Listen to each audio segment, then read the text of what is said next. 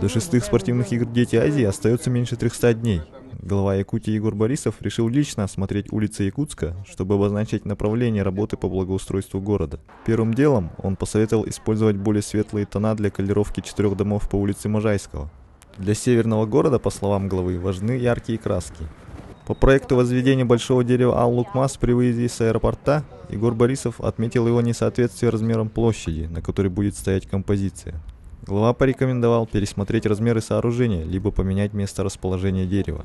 Затем Егор Борисов доложил о мерах по сносу нескольких деревянных домов, стоящих по улице Лермонтова. Глава потребовал объяснений, почему переселение жильцов в новые дома запланировано только весной. На внеплановом совещании, которое было созвано после объезда, Егор Борисов попросил проследить за тем, чтобы жители домов были переселены в новые квартиры еще до Нового года, чтобы к следующему лету на месте старых построек были ровные участки. Кроме того, он распорядился обновить бордюры и ограды на улицах. Также Егор Борисов объявил о необходимости проведения работ по озеленению и облагораживанию территорий.